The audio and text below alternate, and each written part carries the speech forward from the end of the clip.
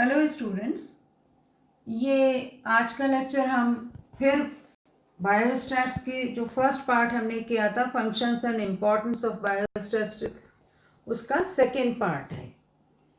इसमें हम देख रहे हैं जैव सांख्यिकी का क्षेत्र। जैव सांख्यिकी का प्रयोग जैव विज्ञान के विभिन्न पहलुओं व मानव प्रयत्नों के क्षेत्र में किया जाता है। आधुनिक समय में बायोस्टैटिस्टिक्स का क्षेत्र पर्याप्त विस्तृत एवं व्यापक हो गया है। जैसे जैव सांख्यिकी की विषय सामग्री क्या है व जैव सांख्यिकी की सीमाएं क्या हैं। तो सबसे पहले हम देखते हैं बायोस्टैटिस्टिकल मेथड्स और प्रिंसिपल्स ऑफ बायोस्टैटिस्टिक्स।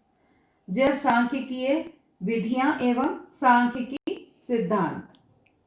इनकी सहायता से किसी भी समस्या को या किसी भी समस्या से संबंधित सामग्री या आंकड़े संकलित करने, उनको उचित रूप से प्रस्तुत करने एवं उनका विश्लेषण और इंटरप्रिटेशन करने, तत्पश्चात उससे उचित परिणाम निकालने में सहायता मिलती है।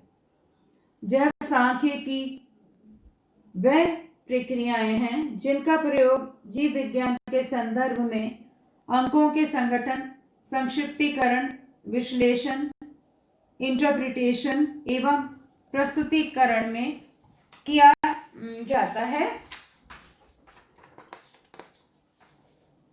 कुछ महत्वपूर्ण जैव सांख्यिकीय विधियां निम्नलिखित हैं। सबसे पहला है कलेक्शन ऑफ डाटा, आंकड़ों का संकलन।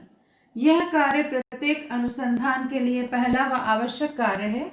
इसमें यह निश्चित किया जाता है कि किसी समस्या से संबंधित आंकड़े कब, कहाँ से, कितने और किस ढंग से जमा किए जाएं ताकि समस्या का समुचित हल निकल सके या ये समस्या पे समुचित प्रकाश डाल सके। फिर है वर्गीकरण या क्लासिफिकेशन। कलेक्ट हुए आंकड़ों को अधिक सुगम, सरल और तुलनीय बनाने के लिए उन्हें विभिन्न ग्रुप्स में बांट दिया जाता है। यह वर्गीकरण आयु, भार, क्षेत्र, रंग अथवा किसी भी कार्यकीय मापन आदि किसी भी गुण या विशेषता के आधार पर हो सकता है। फिर है टेब्यूलेशन या सारणीकरण। वर्गीकृत आंकड़ों को नेत्रप्रिय, आकर्षक, सुग्राही तथा तुलना योग्य बनाने के लिए उन्हें सारणी के रूप में इस्तेमाल किया जाता है। फिर है प्रस्तुतिकरण या प्रेजेंटेशन ऑफ डाटा। वर्गीकरण से आंकड़े सरल हो जाते हैं तथा सारणीयन या टेबुलेशन द्वारा वो व्यवस्थित हो जाते हैं, किंतु बिंदु रेखाओं, ग्राफ्स व डायग्राम्स द्वारा आंकड़े प्रदर्शित करके यह प्रयत्न किया जाता है कि उनकी एक अमिट छाप मस्तिष्क पर पड़ जाए। फिर है आंकड़ों का विश्लेषण।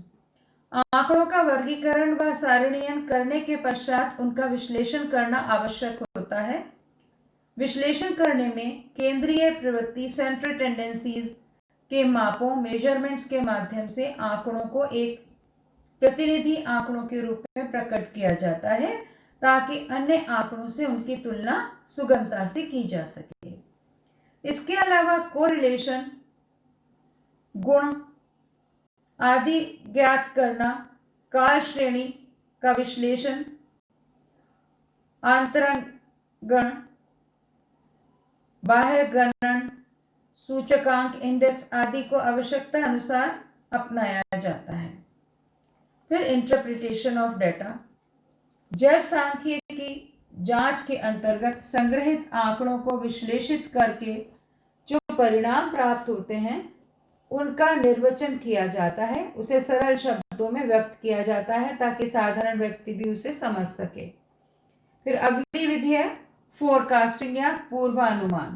पूर्वानुमान भी एक जैव सांख्यिकीय रीति है जिसके द्वारा भूत और वर्तमान के विश्लेषण से भविष्य के बारे में पूर्ण घोषणा की जा सकती है।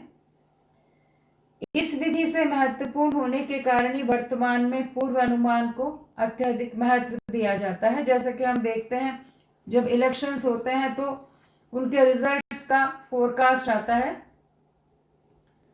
जिसे हम एग्जिट पोल के नाम से देखते हैं। तो ये क्या है, एक पूर्वानुमान देते हैं कि क्या होगा आंकड़ों के आधार पर। फिर आता है व्यवहारिकी जैव सांख्यिकी, अप्लाइड बायोस्टैटिस्टिक्स।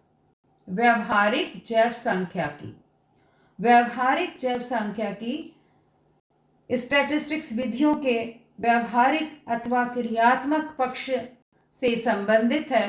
बायोस्टैटिस्टिक्स के जो विधियां हैं, मेथड्स हैं, हमें सिद्धांतों का ज्ञान कराती हैं, परंतु उन सिद्धांतों या विधियों को व्यवहार में कैसे प्रयोग किया जाए, इस विषय का अध्ययन व्यवहारिक जैव सांख्यिकी से किया जाता है।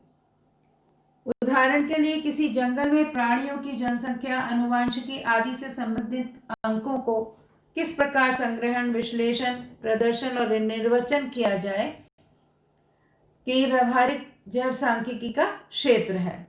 व्यवहारिक सांख्यिकी का अध्ययन 3 भागों में किया जाता है, जो निम्न प्रकार है। डिस्क्रिप्टिव अप्लाइड बायोस्टैटिस्टिक्स, इसमें किसी क्षेत्र के भूतकाल तथा वर्तमान में कलेक्टेड डाटा का अध्ययन किया जाता है और इनका उद्देश्य विवरणात्मक जानकारी प्रदान करना होता है। अतः ये मान या आंकड़े ऐतिहासिक महत्व रखते हैं, जैसे जनसंख्या संबंधी आंकड़े, उद्विकासीय आंकड़े या इवोल्यूशनरी डाटा इत्यादि। फिर दूसरी भाग है साइंटिफिक अप्लाइड बायोस्टैटिस्टिक्स, वैज्ञानिक व्यवहारिक जैव सांख्यिकी। इसमें आंकड़ों का संग्रहण किसी जैव वैज्ञानिक उद्देश्य से किया जाता है। इस प्रकार के अध्ययन का वास्तविक उद्देश्य ऐसे सिद्धांतों व नियमों का प्रतिपादन व पुष्टि करना होता है जिनके आधार पर समस्या से संबंधित पूर्वानुमान व नीतियों का निर्धारण किया जा सके। और तीसरी है बिजनेस बायोस्टैटिस्टिक्स। इसके अंतर्गत व्यवसाय में संबंधित विधियों व जैव समस्याओं का अध्ययन करके उनके विश्लेषण और समाधान करने में जैव सांख्यिकी विधियों का प्रयोग किया जाता है।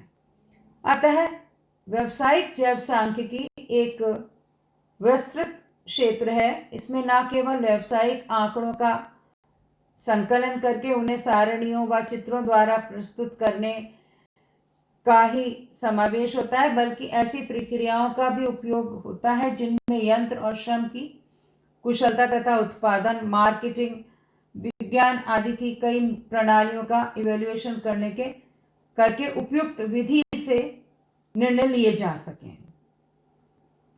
Objects of biostatistics. जैव सांख्यिकी का प्रमुख उद्देश्य विभिन्न प्रकार से जमा आंकड़ों और अंकों से उचित निष्कर्ष निकालना, अज्ञात की खोज करना और समस्याओं पर प्रकाश डालना है। वॉडिंगटन के अनुसार सांख्यिकीय अनुसंधान यह ज्ञात करना है कि जो परिवर्तन हुए हैं उनके क्या कारण रहे हैं और उनसे क्या परिणाम भविष्य में हो सकते हैं। Statistics and biology and zoology. सांख्यिकी एवं प्राणी शास्त्र व जीव शास्त्र का एक दूसरे से घनिष्ठ संबंध है। जैसे किसी देश की भेड़ें कितने वजन की होती हैं और कहाँ गायें अधिक दूध देती हैं, किन क्षेत्रों में फल फूलों की वृद्धि का आधार क्या है, आदि निष्कर्ष स्टैटिस्टिक्स की सहायता से ही प्राप्त किए जाते हैं। सांख्यिकी एवं प्राकृतिक विज्ञान। सांख्यिकी का प्रयोग भौतिक तथा रसायन विज्ञान के सिद्धांतों के प्रतिपादन व विश्लेषण के लिए भी अनिवार्य है। इसके अतिरिक्त आंकड़ों का उपयोग विज्ञान में मौसम के अनुमान, जैसे विभिन्न स्थानों पर तापमान, वर्षा, आदि का अध्ययन किया जाता है, जिसके लिए आंकड़ों का होना परम अनिवार्य है। Relation of biostatistics with social science. आधुनिक समय में न केवल विज्ञान में वरन साहित्य, इतिहास, मनोविज्ञान, नीति शास्त्र में भी आंकड़ों का प्रयोग समस्या के विश्लेषण एवं अनुसंधान के लिए किया जाने लगा है। संक्षेप में प्राणियों की समस्याओं के अध्ययन और विश्लेषण के लिए अब जैव सांख्यिकी एक अपरिहार्य हो चुका है। Thank you.